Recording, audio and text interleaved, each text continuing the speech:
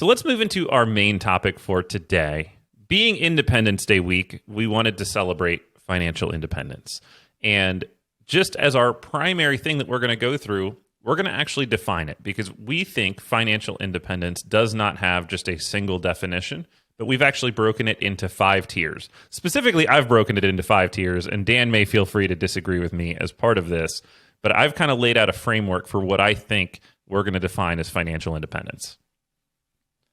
It's like Ross's hierarchy of needs, to harken back to good old Maslow from school. It absolutely is. So I'm going to start, and my very first one, and there's others of these out there, by the way. Other people have kind of written their own tiers. I've taken issue with all of them, which is why I'm developing my own. So for what it's worth, no offense to anybody else that's done one of these or read one of these, but these are what I thought made the most sense for the people that I've worked with, people that I've experienced. Level 1, freedom from bad debt. So when you think of bad debt, Dan, what immediately comes to mind? I mean, number 1 would be credit card debt. So that, I think, is the epitome of bad debt. You can have highest interest rates, hardest to dig out of, especially if you're on a tight budget. Definitely. I think of also payday loans. I think of certain types of medical debt. Basically anything where you've gotten yourself into, whether it's your own fault or not, but an overspending sort of situation, that tends to lead to what we consider bad debt.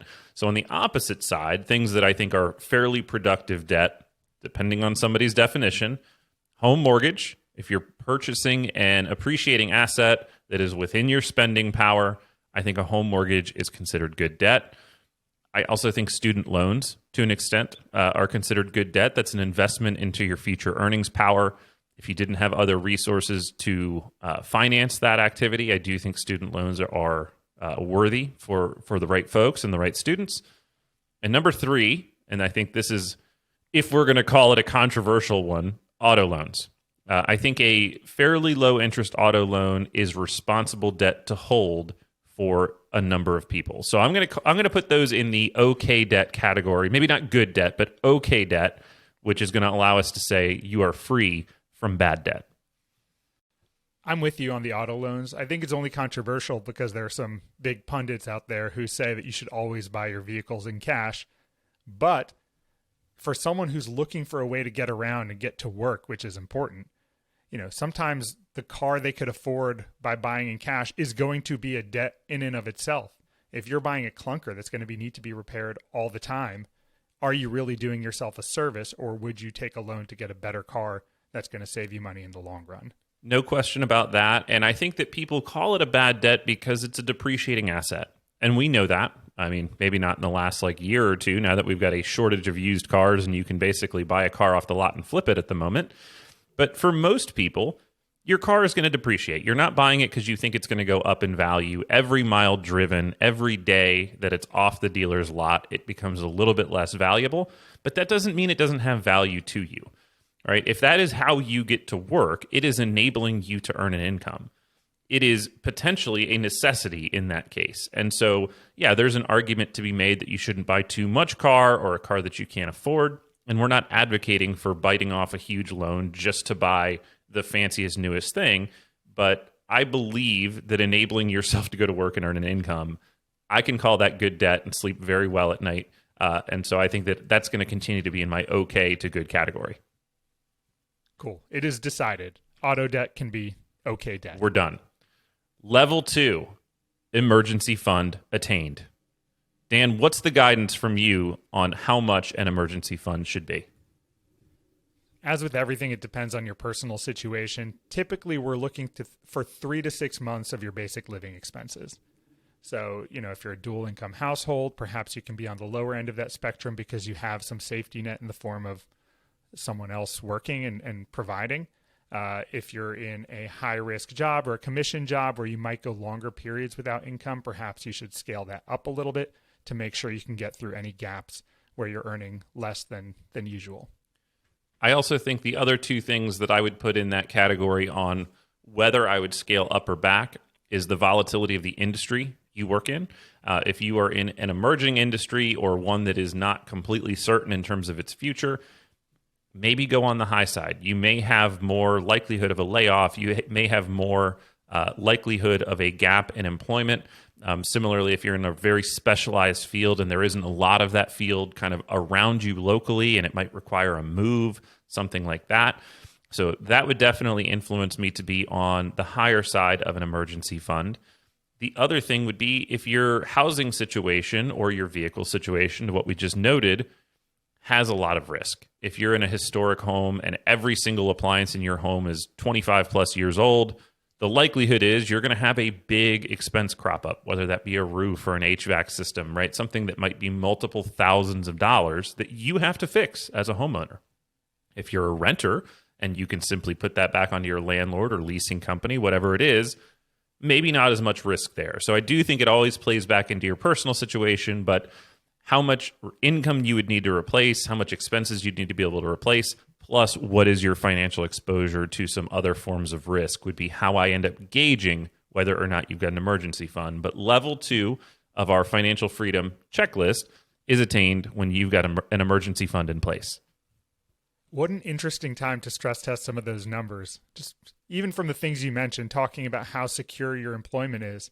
I mean, we're seeing layoffs, widespread layoffs in a lot of industries right now where you might have thought you were very stable. I mean, 2 years ago, you couldn't hire engineers fast enough in Silicon Valley. And now you're seeing some of these tech companies start to lay people off or at least rescind some job offers and things of that nature. So very much a scary time, and we're not making light of that by any means. But I do think it is indicative of just how quickly some things can change. So, something to be aware of and be honest with yourself about, how employable are you and how much are you easily able to shift your skill set to something else. I mean, even talking about the security of renting, you might be avoiding the costs of home ownership, but I don't know if anyone here is on Nextdoor, those community boards, but I'm seeing crop up everywhere, people talking about their rents increasing by 15 or 20% from where they were a year ago. So even just affording yourself the flexibility to absorb that kind of cost, which may be unexpected, and it might be hard to find an alternative. You might be stuck where you are or, facing some very challenging decisions about your living arrangements. I think that's fair. So number 3 for me, this one's a little bit of an arbitrary line in the sand. I think 3 and 4 are the most nebulous of my checklist, but I do think that this one is meaningful. 1 year of your expenses available. So it doesn't necessarily need to be in your emergency fund. It doesn't have to be in, pure cash, but between taxable brokerage accounts that you could access without penalty, or between an income stream that you've got, if you've got an investment into a business or some sort of a real estate fund that's kicking off some cash, right? That in a single year, you've got access to capital that you could take a full year off if you needed to. Again, that's a little bit of an extended emergency fund, but I'm trying to stress that I don't think it has to be in pure cash. It doesn't have to be prepared for an emergency, but in my mind, there is something to be said for being able to just put a stake in the sand and say, I could take a full year without an income if I had to, and that I could be okay. I could get access to or liquidate a few things, and I'd be able to cover a full year's worth of expenses. I do think that that's an important mile marker. If we're talking about independence and freedom, I think I agree with you. It's the freedom to be in a situation and say, I don't have to do this. This isn't good for me. I'm going to walk away and we'll figure it out. And having a 1-year runway to do that, whether that be just for mental health or looking for new opportunities, or maybe you want to take a gamble and switch industries or build a business, and you have the ability to do that. Maybe you don't have the resources behind you to go long past that. And we were talking beforehand, maybe you're jeopardizing some of your longer term goals along the way to afford yourself the privilege to make that decision. But it's definitely, for me, on the road to financial independence to be able to make that call. 100%. And that leads right into what I'll call number 4, which is partial financial freedom. And what I mean by this is that we've talked about it in our Coast Fire episode, but basically that you've created enough resources that your future planning is no longer reliant on you continuing to save at the same level that you are. So that allows you to do so many things. It allows you to do something like downshift, where you're going to go, I think the classic example is somebody that's been promoted into management because they were a great technician, and maybe now they want to move back into a role with a little bit less management responsibility. They want to go back down the ladder rather than continue to climb up it. Their job is stressful, whatever. You've built that freedom if you're no longer relying on continuing to save at that same level. Additionally, if you've got some sort of a passion project or some sort of a business that you want to start that you just know is not going to earn at the same level of income, but you think that it's going to earn you enough money to maybe live on, but not continue to save. You've bought yourself that freedom because the assets you've saved are going to continue to compound and grow, right? They're going to be what kind of carries you the rest of the way, which gives you a lot of freedom in terms of what you have to do in terms of day-to-day responsibility. I could be making this term up, but I was listening to Motley Fool Money over the weekend, and they were talking about a similar concept, and I think they use the term baristify, like barista financial independence, because it is, you still need some income coming in, and they're using the role of the barista and as the placeholder for the income job, but you don't need, like you said, the same level of income as you may have had before to contribute to the same level of savings. So you have flexibility in what you choose to do because the bulk of the work has already been done for your retirement. Yeah, I think that's a really powerful position, and it's one that we're seeing people exercise, I think, a lot more. I think that's it's more so a desire today that you want to be able to continue to work, not necessarily because you have to or because you're requiring that high level of income, but you want to be engaged. I don't hear many people tell me they want to go sit in a rocking chair, right? I mean, that's just the fact of it. And so I think you're giving yourself that permission to do something fun, to take a chance because you've done the heavy lifting. And so this is really, in my opinion, a reward for people that have shown a lot of early discipline in their financial planning and have really gotten themselves into a very strong position moving forward. Certainly. And I'm doing more and more plans that factor in some level of downshifting instead of a hard cutoff for retirement. So I don't know if that's the trend. I feel like people want the financial independence much earlier. People are talking about quote unquote retiring at 40 or 50, but not stopping to work. They want to do something. They just don't want to have to do something. I mean, the other thing that I think falls into this category is a planned sabbatical.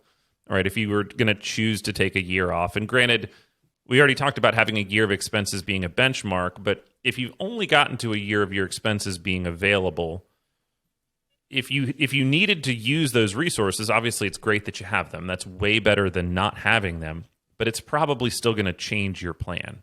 In this partial financial freedom segment, we're kind of saying that you could choose to take that gap year and it doesn't necessarily throw you off track from what you're planning to do otherwise. I think that that's kind of the difference for me and why I built it into two steps there. Because again, you could kind of think of those similarly, but in my mind, there's a lot more baked in to being able to say, I can take a planned year off, I can take a sabbatical, I can take the downshift if I choose to. This is kind of a sidetrack, but it's where my mind went to as we were talking about this. Having enough money to take a planned year off or a sabbatical, your year of expenses is not necessarily the same as your salary, right? Because if you have that money in after-tax accounts, you don't need to worry about taxes. You don't need to worry about some of the other things you're spending money on. So that's not a one-to-one relationship oftentimes. Agreed. Yeah, I mean, you may still have some capital gains, but it depends. If you take the full calendar year off, remember that there's a 0% taxable long-term capital gains rate for a pretty big chunk of money. So for a lot of people, they may be able to pair that gap year, that sabbatical year, if they're choosing to take it, with some smart tax planning, get some money out, maybe even do some Roth conversions, right? I mean, that leads into all the stuff that we talk about constantly, that if you're kind of planning a low income year, that you can really be strategic around how you choose to use it. All right, level 5, full financial freedom, right? This is obviously the pinnacle. If you've got enough resources that you no longer are reliant on work, that you can meet all of your expense goals, all of your living expense needs, those things from your resources, whether that be income streams, whether that be assets, that's obviously what we would consider full financial freedom. Now, for a lot of people, that's not the end of the line, but that is kind of a very meaningful target. Because as we're talking about, I think a lot of people are starting to think about work a little bit differently, think about retirement differently. But if I were to put a benchmark on it, I think 25 times the amount you're going to need annually, that gets you to that 4% safe withdrawal rate. So if you've got in excess of 25 times your annual spending need in your resources, I think that that's how you can kind of frame what your number is going to be. Yeah, I think that's a good benchmark and something to work towards. So if you're doing the quick retirement plan for yourself on the back of a napkin, take your spending goal, multiply by 25. There's, of course, a ton of nuance that goes around that, but it's a good gut check to see how far you've progressed. Yeah, and that's really this is why we use fancy software to get into some of this stuff, is that the math simply gets more complicated. If you need to figure out what your cash flow need is pre-retirement, or pre-Social Security, that's going to be different than what it is after Social Security has kicked in, for example. And so what we're really talking about is that portfolio supported spend. So it's not necessarily 25 times the total amount you're going to need. If you're going to retire at, age 70 and Social Security's on, that's going to be taking up some meaningful chunk of those expenses for you for most people. If you've got pensions, if you've got other things, right? So it's 25 times the portfolio supported spend. For me, and I know this is probably an unrealistic view of the world, but when I'm looking at saving for retirement, I almost discount Social Security to zero. Speaking about independence, I like planning for me and things that I can control. And I think probably a lot of younger folks are thinking in the same way. It's like maybe Social Security won't be there in the same way for me that it is for people today. Let's make sure I'm doing what I need to do to be self-reliant. Yeah, I think that's also a function of our age, Dan. I think as we get closer and closer, we'll have better clarity because as we tell people in our practice all the time, the Social Security trust is only taking up a small chunk of the burden of Social Security payments right now. Yes, it's expected to run dry, but I believe if you're planning on 60, 70, 75% of Social Security benefits being there, that's probably safe. And it's not that you can't go further. Obviously, you can in terms of your saving, and you can assume that you'll get nothing. But I do think that people underestimate how powerful it is. If you've been a high income earner, Social Security might be $30,000, $40,000 a year of annual income for you. That's like the equivalent of having an extra $1 million, right? So to create a mental $1 million shortfall can be, in some cases, demoralizing. So I approach it from a place of let's be realistic. If you've saved so diligently that nothing can take you out, including a complete loss of Social Security, that's great, right? That is a wonderful place to be. Is it realistic? Is it necessary? Probably not, in my opinion. And I don't want people to feel like that's the benchmark they need to get to. I do. Maybe that's if you're standing on top of the pyramid of financial independence, looking down on everyone within it. So I built a framework and you went to 5+, Dan. So your fifth or really sixth level, in your opinion, is going to be nothing can touch me. Right. FU money, 2 middle fingers in the air, standing on top of your pyramid. It's a family show, Dan. Settle down. It's all right. They've heard worse. All right. Fair enough. So that's it. Those are our 5 levels, or really, let's call it 6 on Dan's version. But I still think it's primarily 5 levels of financial independence. To recap them for everybody, level 1, freedom from bad debt. Only having debt on your books that is productive to your ability to continue to earn an income, to build wealth, etc. Level 2, emergency fund attained. You are ready for the unknown. Right? You've got enough cash set aside that none of those little bumps and bruises that happen to us financially along the way are going to knock you offline. Level 3, 1 year's worth of expenses available, right? In an account that you can get access to, or something that you could liquidate fairly quickly, fairly painlessly, and create cash for yourself if it was necessary. Level 4, partial financial independence. The ability to downshift, to kind of coast into retirement if you wanted to take on a lesser responsibility or lower income sort of role. The ability to take on a hobby or a passion project and explore entrepreneurship if you have not done that at this point. You really build yourself a lot of flexibility by having that early nest egg in place. And for me, level 5, full financial freedom. That's really where the world opens up and you can think about, what do I want to do versus what do I have to do? Dan's calling it level 6, that you can even do the same thing without Social Security or the reliance on any other programs that are going to support you.